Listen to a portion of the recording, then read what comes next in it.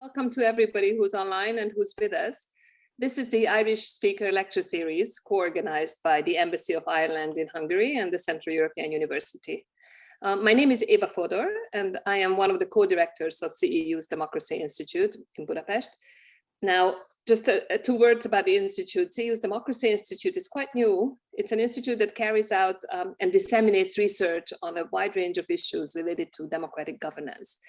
It was founded in the fall of 2020, so a little over a year ago, after the university had to move to Vienna, partly in an effort to keep CEU spirit alive in Budapest.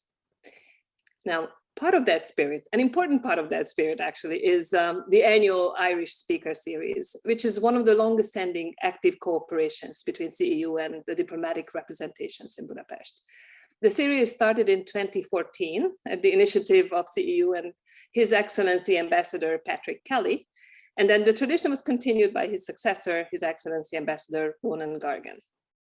Speakers have ranged from leading diplomats to well-known public figures and academics. Let me give you, let me mention the three most recent participants. Mr. John Burton gave the talk in 2018. He is a former EU ambassador to the United States and a former Prime Minister of Ireland.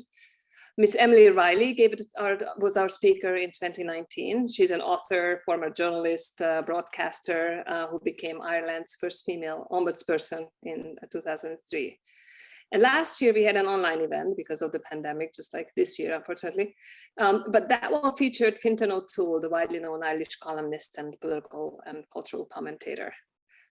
This year, the 8th presenter in the Irish Speaker Series at CEU will be Katie Hayward, Professor of Political Sociology at Queen's University in Belfast and a senior fellow in the think tank UK in a Changing Europe. Now, let me say two logistical points. Let me make two logistical points before she starts her talk. First of all, because this is a Zoom event, I'd like to ask everybody to mute their mics and be careful to mute their mics.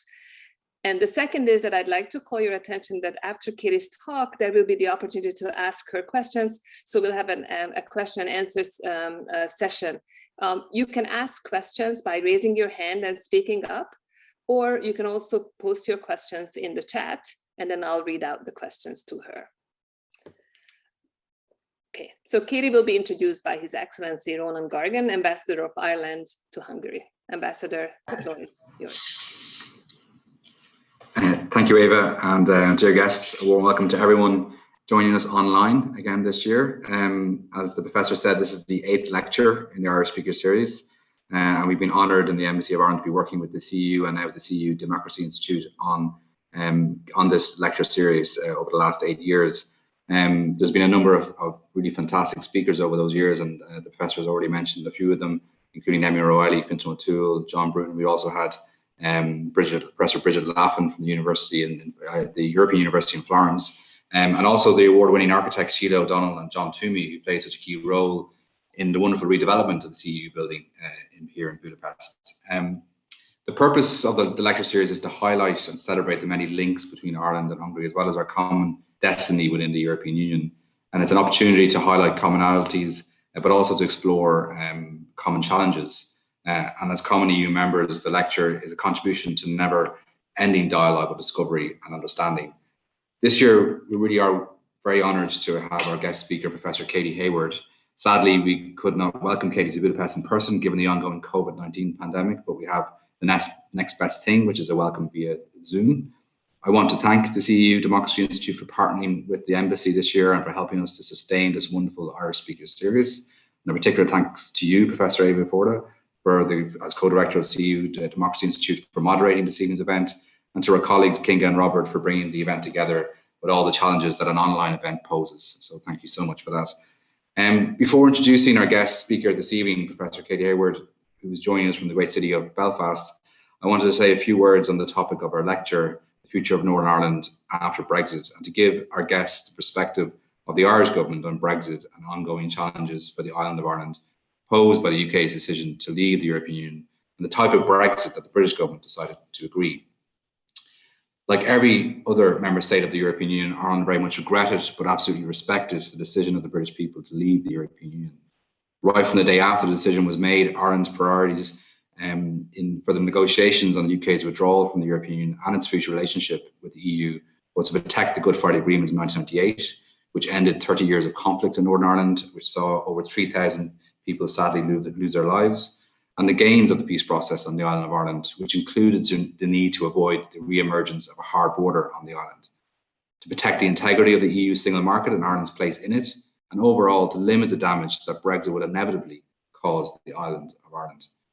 As director of the EU-UK unit in Ireland's Department of Foreign Affairs from 2016 to 2019, I was, for better or worse, closely involved in the often difficult negotiations between the EU and the UK. And I'm happy to say that the results of those negotiations, the withdrawal agreement, including the protocol on Ireland and Northern Ireland, and the trade and cooperation agreement, largely achieved Ireland's key Brexit priorities. This could not have been achieved without the steadfast and ongoing support and solidarity of our EU partners, including Hungary, for which we will be forever grateful. But clearly many difficulties remain as we begin to live the consequences of Brexit. This includes difficulties around the implementation of the protocol in Ireland and Northern Ireland, a protocol which is a joint EU-UK solution to mitigate against the disruption Brexit causes for citizens and businesses on the island of Ireland, and which is designed to protect the gains of the peace process, including avoiding a hard border. That is not to say that there are no problems with the protocol and its implementation. The European Commission has listened to the concerns of people of Northern Ireland and in response has produced far-reaching proposals that comprehensively address the practical, genuine issues that matter most to them. The EU's proposals follow months of hard work and careful listening across the political spectrum in Northern Ireland and with the business and citizens most impacted. Where challenges were identified, the EU found creative, credible and durable solutions. This package respects the fine balance at the heart of the protocol, protecting the Good Friday Agreement, avoiding a hard border on the island of Ireland, while at the same time protecting EU consumers and the integrity of the EU single market. The Commission's proposals represent a real opportunity for Northern Ireland. Realising these opportunities as our economies build back from the impact of COVID should be the focus of our energy at this time. Northern Ireland is the only place in the world where goods have free and full access to both the EU single market and the rest of the UK internal market. We are already seeing high levels of investment interest in Northern Ireland, and there is a growing recognition that the protocol can offer real economic benefits to communities across Northern Ireland. What is important now is that all sides engage constructively on seizing the opportunity presented by the Commission's proposals. A lasting agreement is within reach if we can focus constructively on the issues that matter most to the people of Northern Ireland. In this context, it is very disappointing for us that the UK government continues to threaten the use of Article 16, which could suspend the implementation of parts of the protocol. As the Taoiseach, our Prime Minister, has said, it would be irresponsible, unwise and reckless for the UK to invoke Article 16. Such a move would have far-reaching implications for the relationship between the UK and the EU. It would also have implications for the relationship between the United Kingdom government and the Irish government, as it would not be in accordance with the spirit of the partnership that has informed the peace process. The protocol was agreed and ratified by the British government. They have a duty to deliver on their commitments. The European Commission has acted in good faith, and a good faith response is required from the United Kingdom government. This is therefore a pivotal moment for the EU-UK relationship, but also for the future of Northern Ireland. And this brings me to this evening's guest speaker, Professor Katie Hayward. Katie is Professor of Political Sociology at Queen's University Belfast and a Senior Fellow in the UK in the Changing Europe think tank, where she leads a project on the future and status of Northern Ireland after Brexit. She is a Fellow of the Academy of Social Sciences, a Fellow of the Senator George J. Mitchell Institute for Global Peace, Security and Justice, and an Eisenhower Fellow. She is also a member of the UK Constitution Monitoring Group and the Working Group on Referendums on Unification of the Island of Ireland. She is internationally recognised as a leading expert on Brexit and its impact on the island of Ireland, and Katie was appointed to the technical expert panel of the UK Government's Alternative Arrangements Advisory Group on Brexit in 2019. She has presented oral and written evidence before numerous parliamentary committees and policy groups in the UK, Ireland, the US and the EU, including committees of the European Parliament. In recognition of her engagement with global media, public and civic audiences, Professor Hayward received the Political Communicator of the Year Award from the Political Studies Association in 2019 and a Special Outbigs Memorial Prize in 2020. The author of over 350 publications, her two latest books were published in 2021, a co-authored book on Northern Ireland and a generation after the Good Friday Agreement, and a monograph entitled What Do We Know and What Should We Do About the Irish Border. Her most recent publication, The Border After Brexit, is a report on the impact of Brexit in the central border region of Ireland and Northern Ireland, the fourth such cross-border study she's conducted since the 2016 referendum, which finds that the impact of Brexit has been worse than anticipated on both sides of the Irish border, most particularly for its effect on social and political relations. Therefore, we could not be in better hands when it comes to learning more about the impact of Brexit on the island of Ireland and about the future of Northern Ireland post-Brexit. During my work as Director of Brexit in Dublin, I had the pleasure to get to know Katie and to be present for many of her talks. And I can categorically say that her immense insights and knowledge on the issue, based on painstaking research and empirical evidence, helped to better inform the position of the Irish government, the EU, and I dare say the British government, as we all grappled with the difficulties and conundrums created by Brexit, especially for Northern Ireland. Therefore, it gives me great pleasure to introduce this year's guest speaker for the CEU MT of Ireland Irish Speaker Series, Professor Katie Hayward. Katie, you have the floor. Thank you so very much, Ambassador. Thank you for that very warm and very generous introduction. And I must say it's an immense honour to be asked to present in this series, a particular honour given my admiration for the Central European University. And in particular, I want to congratulate you, Professor Foda, for the establishment of the Democracy Institute, which is a wonderful, timely initiative. It's wonderful to be able to support your work in this very small way and stand in full solidarity with you. And it's lovely to see you again, Ambassador Gargan. It was a great, I won't say it was a pleasure actually. It was difficult times when we got to know each other, but it was always wonderful working with you and engaging with you, and delighted to see your move to this wonderful city of Budapest, which I'm very sorry not to be able to visit you in person this year.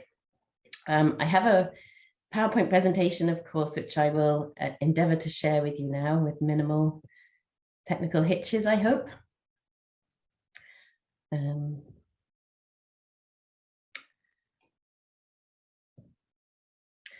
So I'm going to talk rather ambitiously, perhaps, around the question of the future of Northern Ireland after Brexit. And as Ambassador Gargan was mentioning there, perhaps the future seems just as uncertain as it has at many other points during the Brexit negotiations. And we're becoming quite familiar with the sense of uncertainty, not only about the long-term future of Northern Ireland, but also indeed about the immediate future.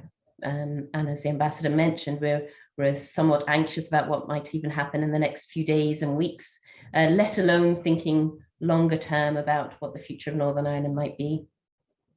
I'm wanting to take this opportunity to think, in light of the bigger picture, about not just what the future might be, but most particularly what we should cherish and protect in that future. And in so doing, I'm wanting to focus in particular on the question of democratic governance, recognizing, of course, the Democracy Institute and what might be of particular interest to you.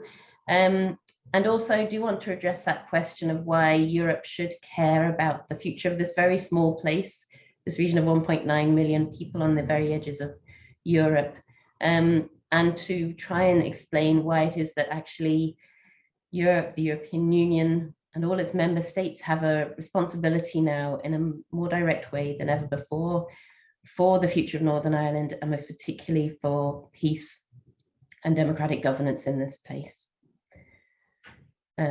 Of course, fundamental to all of this is the protocol on Ireland, Northern Ireland, that was agreed by Boris Johnson and Lord Frost as his negotiator in October 2019.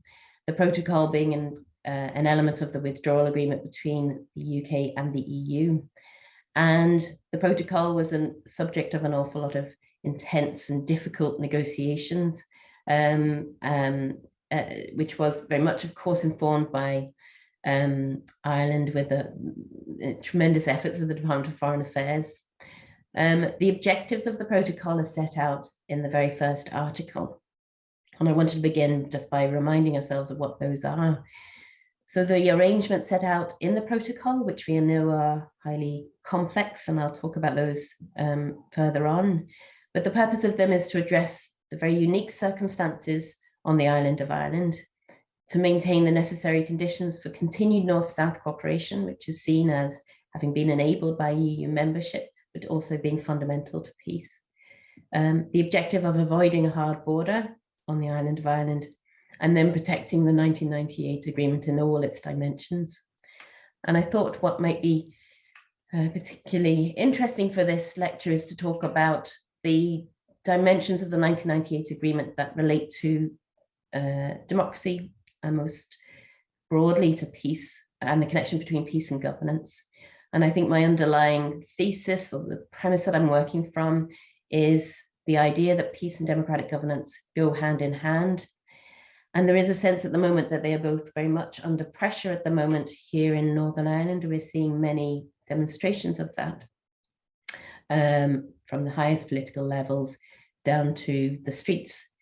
And this is because the context for peace and the context for democratic governance here has been transformed through the process of Brexit, but also it has been transformed by the protocol.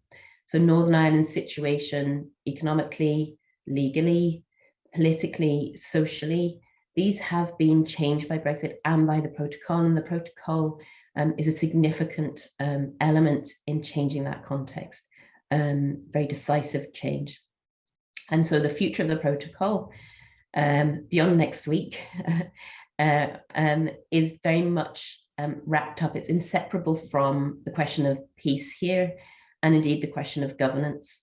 Professor Gargan mentioned the EU's non-papers that it put forward on the 13th of October, trying to find solutions or at least adjustments in relation to some of the issues that have risen through the protocol in Northern Ireland that have been difficult to manage. And one of those non-papers deals with the question of structured dialogue relating to the question of governance and voice and democratic representation. And that was a really important element and very good to see.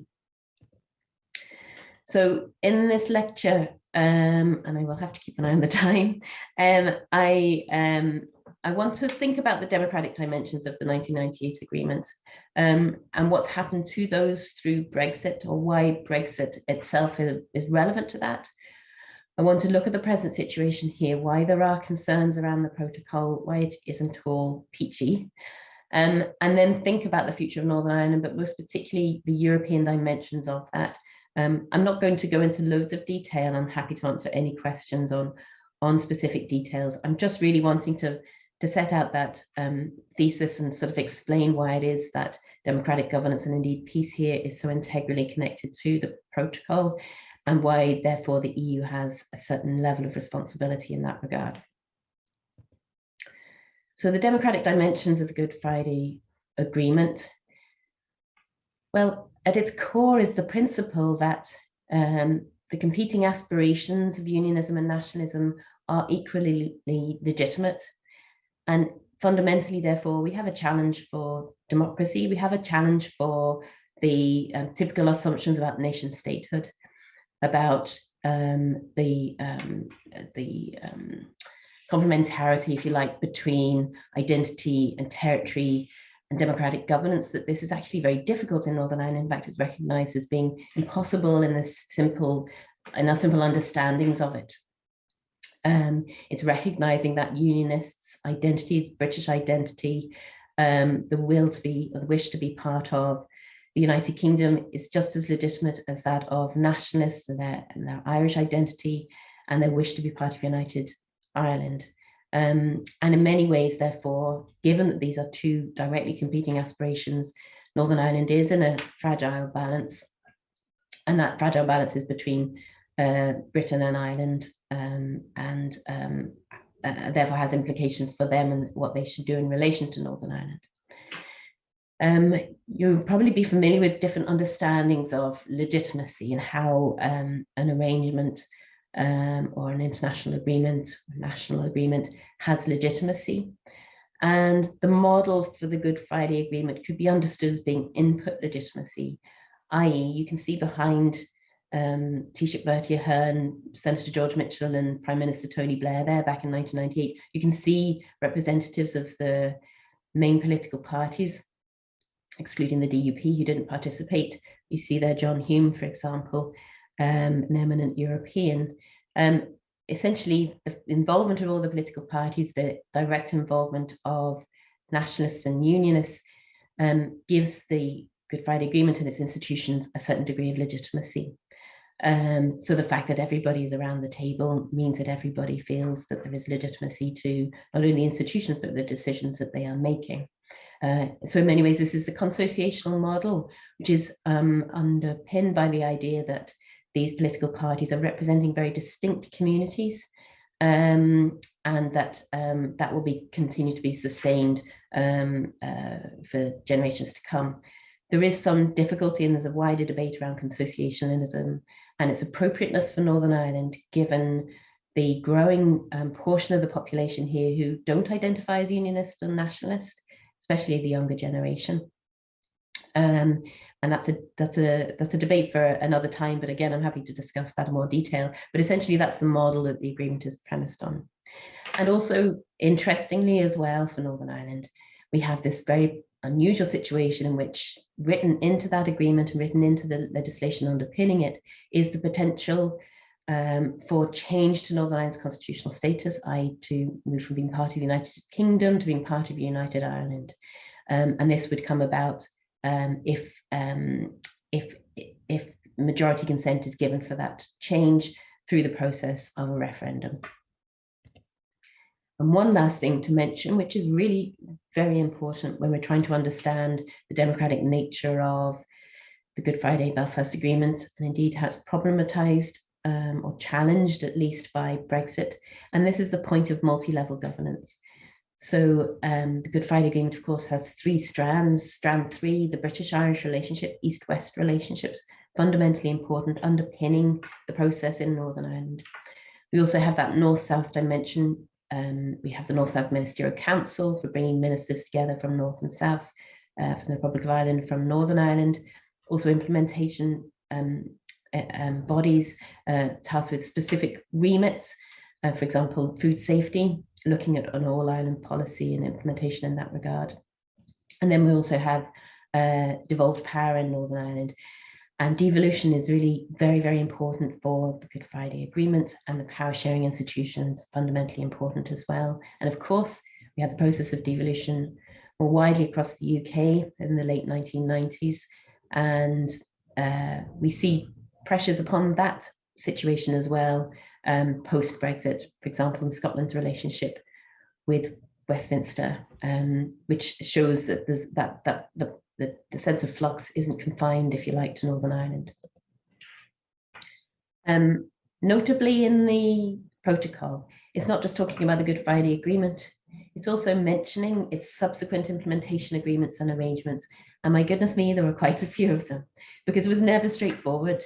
It's easy to sort of neglect or overlook the fact that actually there was a lot of difficulty right from the very beginning with the Good Friday Agreement. A lot of rows and standoffs over very tricky matters such as decommissioning of paramilitary weapons. And we also had electoral changes. So we saw from it being an agreement between moderate parties, centralist parties as were, the Ulster Unionist Party and the SDLP. They became overtaken by the more hardline parties of Sinn Féin and the Democratic Unionist Party, the DUP. Therefore, we've had many other agreements, some of which are quite peculiar. Stormont House Agreement looking at welfare reform, as well as identity and cultural traditions, paramilitary activity, etc. So we've had unusual situations, which sort of demonstrate the fact that the peace process, as George Mitchell always said, is not an event. It's definitely something that will evolve and change over time. Most recently, of course, we had the New Decade, New Approach Agreement at January 2020, which was restoring power sharing after they'd been suspended back in 2017. There is an ongoing discussion here about the nature of democracy here, the sense that it is somewhat dysfunctional, part of that being the compulsory enforced coalition between the parties. So the Northern Ireland Executive, of course, contains 5 parties. And if one party disagrees, it's difficult on some matters, some important matters, to make progress. There's also concerns around some elements around scrutiny and transparency, these areas have not been properly addressed to date. So there are concerns in that regard. And of course, as we see in ongoing monitoring of this activity, paramilitary activity continues to exist. It's very much connected to criminality, and there are different forms of it, but paramilitary intimidation and use of some of the means of demonstrating influence and attempting to have political influence, that is an ongoing reality, particularly in certain parts of Northern Ireland, and is definitely a background against which political parties have to make significant decisions for the future of Northern Ireland. The wider context is that peace here has been enabled by support from the British and Irish governments, acting as kin states, if you like, to unionists and nationalists here. But more particularly, they've had a joint position on tricky matters. And this has been particularly crucial in times of tension, leading to agreements in those times, such as Fresh Start. All of this has been enabled by the context of European integration, which, without going into much detail, but has very much been about, as part of the ever closer union, bringing UK and Ireland together in practical terms, as well as some terms of ideology, and also bringing Northern Ireland and the Republic of Ireland closer together, again, practically speaking, but also in general terms of familiarity. As part of the single market, inevitably that's challenged by Brexit in practical terms, and also, of course, in terms of ideology as well, given that now the UK and Ireland are on different trajectories. Northern Ireland, therefore, immediately is placed in a somewhat tenuous position between the two of them, bearing in mind that relationships between Northern Ireland and Ireland, and between Northern Ireland and Great Britain, are absolutely important. They remain fundamentally important, both in practical terms and in ideological terms. And this is partly reflected by the Northern Ireland Life and Times survey, which shows, just as an indication, the shades of national identities that exist here. So it's not the case that we have two camps of British versus Irish. There are people who have, the majority of people have versions of the same, a bit of British and a bit of Irish, and of course, a growing number of people who have other identities as well. So what happened through Brexit? Well, we don't need to go over very familiar ground here, but just a few things to perhaps remind ourselves of, to try and understand why the situation at the moment is so challenging for the conditions of peace and democracy here. So there was a split in the in terms of how people voted in Northern Ireland in the referendum on the UK leaving the EU. Although 56% voted to remain, a majority of unionists voted to leave the EU. And we know that the Democratic Unionist Party campaigned to leave the EU.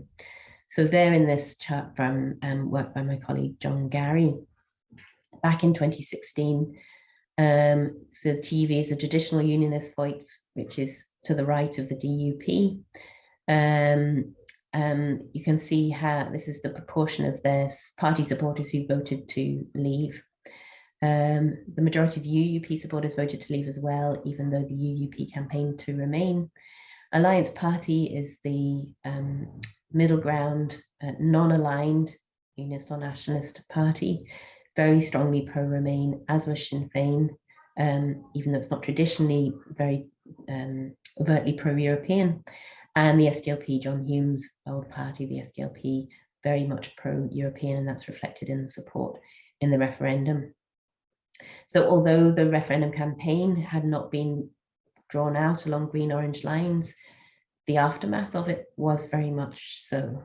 And if you look at the public opinion polling since that time, and including polling on the protocol, which I'll turn to towards the end, you can see how that division between unionists and nationalist opinion over the protocol and over Brexit is quite stark now. it's a very significant, it's by far the most significant variable in determining whether people are likely to be pro or anti-Brexit or the protocol. And the political situation was also problematized or challenged by Brexit at the time. And this is just to remind ourselves, really, significant events that happened. The Northern Ireland Executive, for reasons unrelated to Brexit, although it didn't help, collapsed in early 2017 over a scandal in relation to public funding, finance. And essentially, the main consequence of that, perhaps, was the fact that there was no democratic representation from Northern Ireland through the UK-EU withdrawal negotiations. And I suspect that lack of voice has been reflected to some degree in the situation in which we find ourselves now. There were assembly elections held in the spring of 2017, and although the DUP came out as still holding the majority at 28 seats, Sinn Féin wasn't far behind at 27. And overall, the headlines were that Unionists no longer hold the majority of seats in the Assembly, given the significance of the Alliance Party and others. So that was a notable moment for unionism.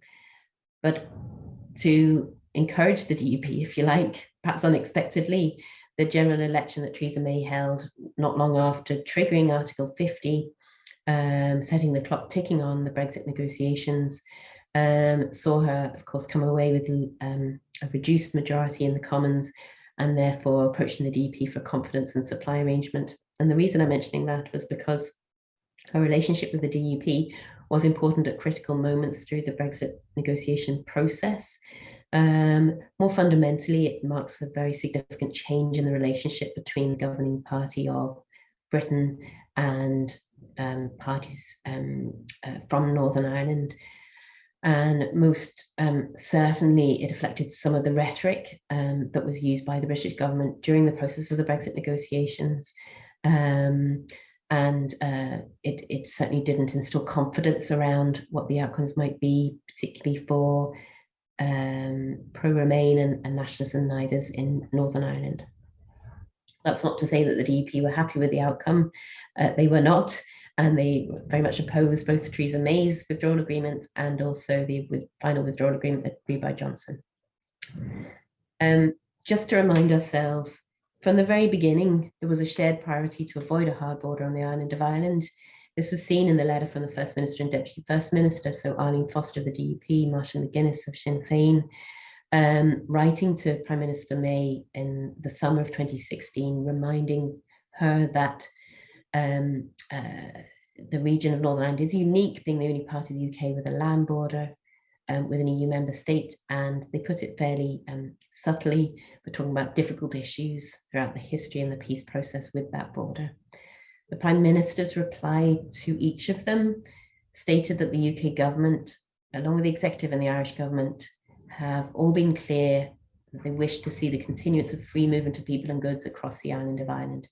Free movement suggests continued membership of the single market, of course, which wasn't to be the case as the UK government then set its ambitions.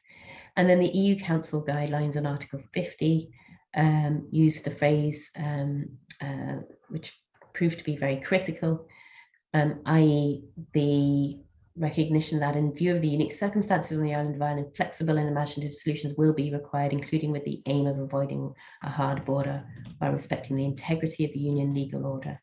And that the fact that those two ambitions are put together, i.e. avoiding a hard border and respecting the integrity of the union's legal order, that's a very difficult thing to achieve, of course. And we're seeing that now even around the question of how flexible the EU can be when it comes to what is permitting in terms of goods accessing Northern Ireland from Great Britain. This is very well known, Dan Kellerman's trilemma, and it just puts it very simply around the impossibility, if you like, of having no borders around Northern Ireland, i.e. not a hard Irish land border, not a hard Irish sea border, and yet continuing to leave the single market and customs union. So it's possible to say that the realities of that trilemma still haven't quite necessarily been accepted by the UK government in what it would like to see for Northern Ireland, i.e. almost no consequences in that regard of leaving the single market and of the UK leaving the single market and customs union. It's incredibly difficult, a complex matter. A really important moment in the negotiations was the joint report of December 2017, now subject to some revisionist history already. But the UK at that point recalled its commitments to the avoidance of a hard border, including any physical infrastructure or related checks and controls. And that joint report set out the possibility of 3 different scenarios in which that could be achieved. So either the UK and the EU have that future relationship so close that it would not need physical infrastructure or related checks and controls, i.e. effectively the UK would continue to be aligned to the single market or in it even, and with the EU's customs union. The UK wanted the future relationship to manage to do that. It did not want to remain aligned to the single market or the customs union. The second scenario is specific solutions for Northern Ireland. And the third is full alignment with the single market and customs union rules. Essentially what the protocol of 2019 is scenario number 2, i.e. specific solution for Northern Ireland. All of that negotiation and drama at the very highest levels of the UK and the EU, a lot of threats of no deal, a lot of threats to walk away, very tense moments of debates and votes in the House of Commons. A lot of this was only exacerbating fears and concerns in Northern Ireland for what might happen, bearing in mind that all strands of the Good Friday Agreement were being challenged, put under pressure by the Brexit process. And Ambassador Gaga mentioned some of the reports I've done in the Central Border region. And this is just from the first one back in 2017, in which people talked about their concerns around what a hard border would mean. And there was a lot of misunderstanding around the hard border, and that was partly because just the notion of a hard border evoked very traumatic and disturbing memories and for many very lived experiences of the hard border that existed during the conflict.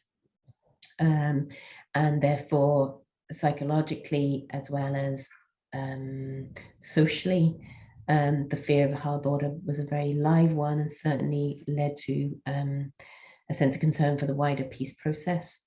And we've seen those concerns continue actually. So this sense of, you can see there the respondent on 211 talking about any form of hard border would have an adverse effect on relations. Well, unfortunately, that's proven to be true. And it's not even just the fact of the hard border, but avoiding the hard border and what that's meant for the Irish Sea, that is also having an adverse effect on relations between unionists and nationalists. So you see how difficult the matter is. And this is partly because borders, of course, aren't just about checks and controls. They're also about matters of identity and representation and symbolism. The protocol on Ireland, Northern Ireland, as was drawn up, is perhaps the most significant part of it are its annexes, particularly those underpinning Articles 5 to 10. And notably, we have in this revised protocol, the democratic consent vote, an extraordinary inclusion. It was partly to reassure the DUP and other unionists that there will be an opportunity to make a significant change to the protocol. So this democratic consent vote, which will happen at the end of 2024, is on Articles 5 to 10. So effectively, but not exclusively, the Irish Sea border. If there's a majority vote to disapply Articles 5 to 10 after 2 years following 2 years of negotiations, the UK and EU have to come up with an alternative to it. That's no easy task, as we know. So when Boris Johnson made this withdrawal agreement, including the protocol, he didn't spell out what it meant for Northern Ireland in terms of checks and controls. In fact, he talked about minimal possible bureaucratic consequences at a few points of arrival into Northern Ireland. There was very little spelling out of what these checks and controls would require, essentially having an SPS, phytosanitary border, and having customs border between Great Britain and Northern Ireland, and all that means in terms of paperwork requirements and inspection requirements, etc. That was not spelled out. It was by experts, but that was not publicized very much. And you see here too his statement that we've made consent a fundamental element of this new deal. So for those concerned with democratic representation, that was used to reassure them, particularly as he's saying no arrangements can be imposed on Northern Ireland if they do not work for Northern Ireland. In reality, what that consent vote is doing is making the protocol a very live political issue. And because the protocol is a point of, at the moment, tension between unionists and nationalists, we see therefore that this consent vote is understood largely in terms of a green-orange vote, i.e. this vote will be very significant for Northern Ireland's constitutional status. That's the way it's being understood at the moment. I'll explain that later. So the present situation, just check the time. This comes from stakeholder workshops that my colleague, Professor David Finnemore, and I, Dr. Lisa Claire Whitten have been running. And this just sets out, and I don't expect you to read all of this, but it just sets out some of the issues and challenges that have been experienced by different sectors in Northern Ireland as a result of the protocol. There have been improvements. This was back in the summer. There have been improvements since, partly as a result of better systems for managing that Irish sea border, more familiarity with it, but also some very serious issues and challenges remain. And these have consequences. There are particular concerns around transparency and scrutiny of the implementation of the protocol and governance of it. And this continues to be of concern. A big part of the issue has been a lack of information and lack of clarity, and therefore people able to the perpetuation of misinformation, and therefore the perpetuation of fears around it, both fears for the economic situation, but also more broadly around people's rights and about people's sense of security here and what might ultimately be the end point from the protocol. So you can see why the concerns seem very live, even if they're not based necessarily on accurate information. So we've been conducting temperature testing polls in Northern Ireland on views on the protocol. This is under the same project with my colleague David Finnemore. And what we've seen, we did one in the spring, one in the summer, and then one just there in the autumn. And we have seen an increasingly positive view of the protocol. And this is largely because nationalists are now becoming more supportive of the protocol, as are people who are neither unionist nor nationalist. Unionists remain very critical of it. And you can see across the board, the views on the impact of the protocol are generally negative, or even strongly negative, particularly when it comes to the question of political stability in Northern Ireland, particularly when it comes to British-Irish relations, UK-EU relations, and also Northern Ireland's constitutional place in the UK. So even nationalists think that that's having a negative effect, or they say they're neutral on it. But generally, the impression is that it's having a negative impact, even if a small majority now think it's having a positive effect on Northern Ireland's economy, as possibly in contrast to Britain. Some of the headlines there around food and fuel shortages. But if we look in terms of political affiliation, so between unionists and nationalists, We see why we have a bit of why this goes to the question of the balance within Northern Ireland and its institutions itself. So those who are strongly unionist, very much opposed to the protocol. So those would be largely DUP, TUP supporters. Those who are slightly unionist, so generally, this is how they self-describe, but they would generally be Ulster Unionist Party supporters. They are also thinking it's not on balance good, but they are less opposed to it. And that's remained fairly consistent from the beginning of the year. And indeed, different survey I was involved in last year was suggesting that was fairly similar, although not as strongly opposed to the protocol back then until it's got much worse this year. And then those who are neither and those who are nationalists, much more supportive of the protocol. And that support has significantly increased since the summer. Now, this is a very specific question, and the question is, we ask people, would the UK government be justified if it was to trigger Article 16 safeguard measures now? So that's the threat that's been posed at the moment by the UK. Lord Frost keeps mentioning or stressing that he could trigger Article 16 safeguard measures. We don't know exactly what for at the moment. And you can see how much support that would get from those who are strongly unionist DUP supporters.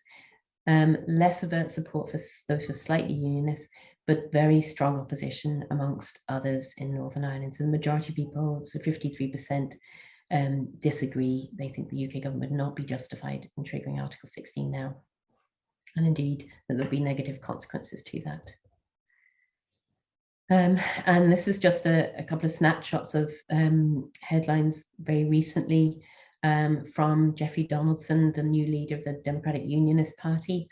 The protocol is constantly in the news here, and it's usually in the news because of a statement made by Jeffrey Donaldson, if I'm honest, or others like him. But essentially, there's this sense of pressure and urgency around the protocol, very negative views around it. Jeffrey Donaldson very strongly in favour of Article 16 being triggered. He's also threatened to pull the DUP out of power sharing if the DUP are not happy with what the EU and UK might agree to with regard to the protocol. So you can see it's a very, very live issue in terms of the political scene anyway. And this is one way in which we could sort of put that in context, which is the polling that's happening now. Lucid Talk has a very good track record in predicting the election results. I would not see these necessarily in those terms, because of course, when people are regularly polled, this is every few months, it gives them a chance to kind of make a point. And I think we're seeing some of that here in terms of dissatisfaction with the DUP, recognising some of the flux in terms of change of leadership, rather brutal ousting of Arlene Foster, etc. But you can see, I do think it's significant that the DUP have been doing so badly in the polls, and it would be naive, I think, to exclude that as a factor in some of the issues going on at the moment. In terms of the debate around the protocol, that's not to minimise in any sense some of the concerns that are being expressed, but just to put it in, just to put it against that context. Another background context to put all of this in is views with regards to Irish unification.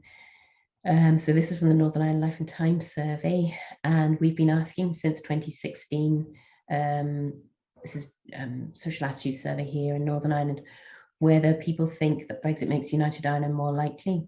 And you can see from this that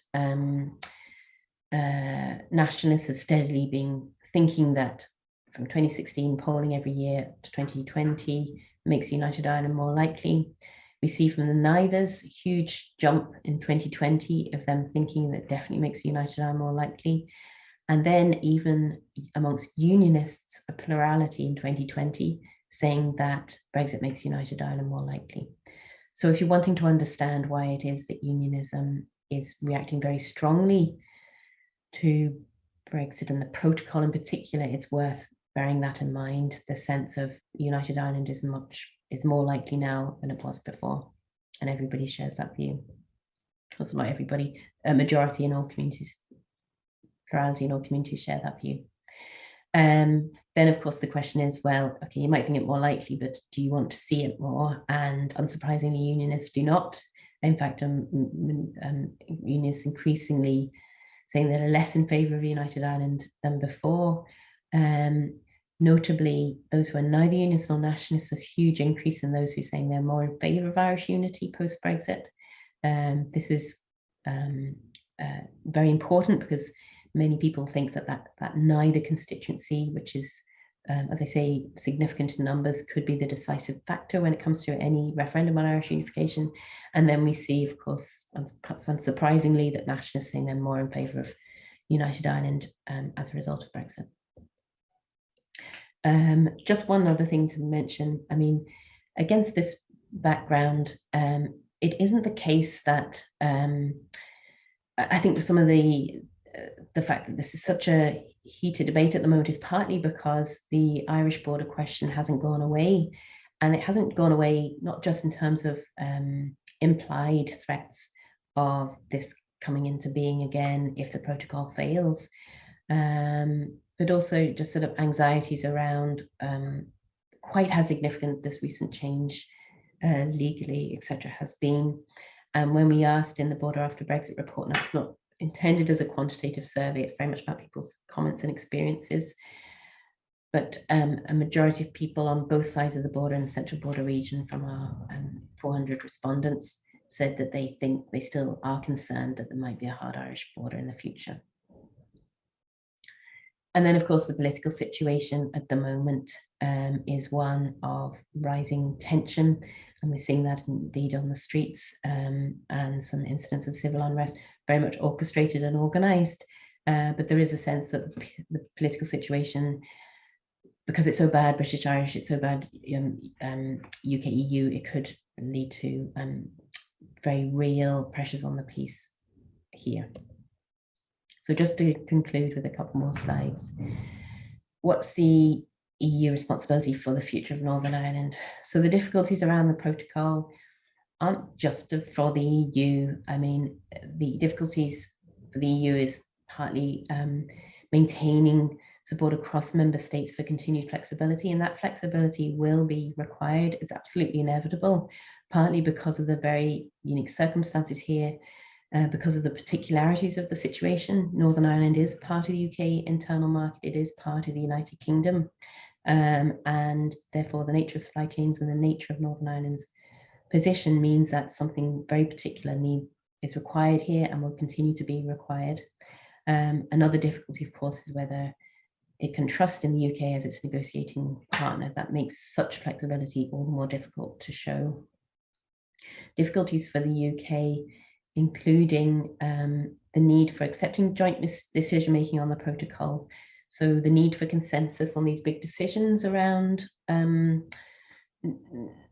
what happens to Northern Ireland through the protocol. I mean, that's quite something in some ways for any state to accept, given the significance of those decisions. So you can understand why unionists are concerned on that. Another difficulty is perhaps a self-made difficulty, and that's around the question of managing expectations, which have continually been raised, including by the Prime Minister from the very early stages, and they're being raised now as well about what might be possible from UK-EU talks. That's going to be difficult to manage if it is the case that we're wanting to find an agreement, and that will inevitably entail compromise. And the demands in the UK government's command paper will not be realised in full if there is going to be a UK-EU agreement. So that's going to be difficult to manage.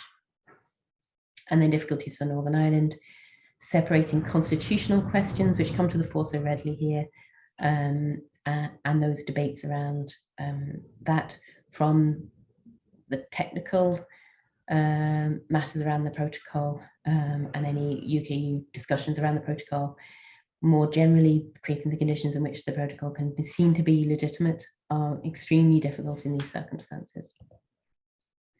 And there have been incidents of violence, and there have been incidents in which violence between communities has been, I'd almost say, they have been, so protests around the protocol have been an occasion placed in places that might potentially incite a response from the other community. So there is an ongoing, as I mentioned at the very beginning, this ongoing shadow of paramilitary activity and violence in Northern Ireland, connected to the political scene, and the challenge for peace, as with all places, seems very acute here in that regard. And it's not necessarily around violence itself, but around how it's seen to be legitimized by certain things. And if we have diminution of trust in the core institutions of government, if people think that democratic government doesn't work, for example, if they think that the Stormont executive is powerless vis-a-vis the protocol, that's a concern. If people feel unheard, or if they're told that they're not heard, that's a negative thing as well, of course. And then if they feel a sense of very fundamental threat to their security, including their sense of security in democratic terms, that too is a major concern. So any EU response to the situation in Northern Ireland post-Brexit, as it's finding itself now, needs to acknowledge, or at least be cognizant of, the fact that there are different communities in Northern Ireland, including those who are neither unionists nor nationalists, who have equally legitimate aspirations and different national identities. Needs to recognise, or be assured, that the vast majority of people in Northern Ireland want peace and stability, and indeed prosperity. And a number of polls have shown recently that the protocol, or even constitutional status, isn't the primary concern for most people. However, given the nature of post-agreement Northern Ireland, it can be made to be so, or seem to be so, in electoral terms. And this is part of the challenge we have vis-a-vis the consent vote. And the fact that the majority of people polled was saying that an MLA, a member of Legislative Assembly, stance on the protocol will determine whether they vote for them or not. And the majority do support the Good Friday Agreement, including the majority of unionists, according to Northern Ireland Life and Times. But a lot of that is predicated on that sense of stability and mutual recognition and balance. And we've seen that come under a lot of pressure recently. There's a need for engagement on both sides. It's not the case that the UK is primarily and only responsible for unionists, of course, nor is Ireland primarily and only concerned for nationalists either. And fundamentally, overall, it's absolutely the case that the EU has a direct responsibility for the conditions of peace and governance in Northern Ireland, and that may well be put under pressure in very real terms in the coming days and weeks.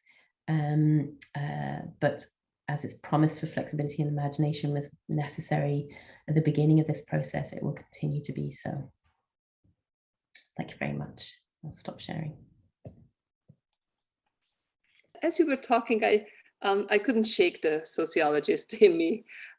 So I was wondering, so my question is related to what you presented, but not from a political science and sort of a policy point of view, but more a sociological point of view. I was wondering, you showed a lot of opinion polls, and I was wondering if what kind of differences there are in these views amongst people. So are there specific class differences or gender differences in, say, for example, how many people support the United Ireland, or how many people support sort of the hard border question, or how many people are fearful of a hard border? So I'm wondering what the issues are where there are sort of pronounced differences by class or gender, or some other sort of tangible social characteristic. Yeah, no, it's a good question. So, so if you look at, so the straightforward answer is there isn't any variable that's as significant as the unionist nationalist identity. Catholic Protestant is also significant, as you would expect. But age tends not to make much of a difference, although we do see, if you're looking at something of different types of survey now, but in terms of identity, we see Irish national identity much stronger amongst younger people, and British identity much less strong. But they tend to, younger Protestants, for example, tend to have a mixture of British and Irish or Northern Ireland identity. When it comes to the questions of the protocol, class is a significant factor, not dramatically so, but significantly so. So middle class, more likely to think that the protocol is on balance good, more likely to be opposed to Brexit, reflecting, of course, the broader experience across the UK in terms of voting on Brexit. But age is not a significant factor in views on the protocol. And I'm trying to think of some of the other questions that we asked. We asked interesting questions around trust. So who do people trust to manage the interests of Northern Ireland on the protocol? We asked the UK government, EU, Irish government, etc. And younger people were even less likely to trust the British government than most people. But when I say even less likely, so there's only 4 to 6% say they trust the British government when it comes to Northern Ireland's interest on the protocol, and that includes majority of unionists. So you can see that's another factor exacerbating the sense of tension over it all. But yeah, women are more likely to support the protocol than men, less likely to have trust in the UK government. But generally speaking, it is the unionist nationalist divide. That's interesting. Thank you. Thank you. And we have a question from Sandra Fleming, who is interested in the final point in the last slide about the role of EU in governance of Northern Ireland. If you could elaborate on that. Yes, so there is a difficulty with the protocol in that it's not, the legitimacy of it is fundamentally weak. And that's because for even those who are inclined to be supportive of it now, I think that it's on balance good. They didn't want Brexit to begin with, the majority of those. So the conditions that generated it, they'd much rather have no need for protocol than the protocol. And unionists and pro-leave voters don't like the protocol. So there in and of itself, it lacks legitimacy. It doesn't have input legitimacy because Northern Ireland has no decision-making power when it comes to the operation of the protocol, the institutions, that oversee the protocol and make decisions. Northern Ireland's deputy first minister or their juniors can observe, be invited to attend meetings of the joint committee or the specialised committee in terms of officials, but they're not decision makers in that regard. And this has become a growing concern. There's a lot of discussion around the democratic deficit of the protocol, arising from the fact that Northern Ireland remains dynamically aligned to the single market for goods. So huge swathes of the EU acquis, over 300 legislative instruments, as they are automatically updated or amended, Northern Ireland will have to continue to update and amend its legislation to follow that. And there's a problem with scrutiny here in NI, but also the sense of how can we demonstrate the potential impact of that, or indeed if new additions are made to the protocol. Yes, the UK has a deciding factor in this, but it's not Northern Ireland. Now that democratic deficit is exaggerated all the time, but there is an issue there, and I think we've even seen that over this past year with a lack of evidence base for some of the discussions that have been held over the protocol because of the distance in very real terms between the experience here on the ground and the decisions being made in between the UK and the EU on the protocol. And hence, as I mentioned, that non-paper on structured dialogue, that's really important. And it's important not just for for symbolic terms, but also in practical terms as well. So the potential, if it was to be the case that Northern Ireland could have representation and involvement in offering expert analysis or specialized opinions on the potential impact of some of this, that would make a really big difference in being able to at least address in some ways the democratic deficit of the protocol.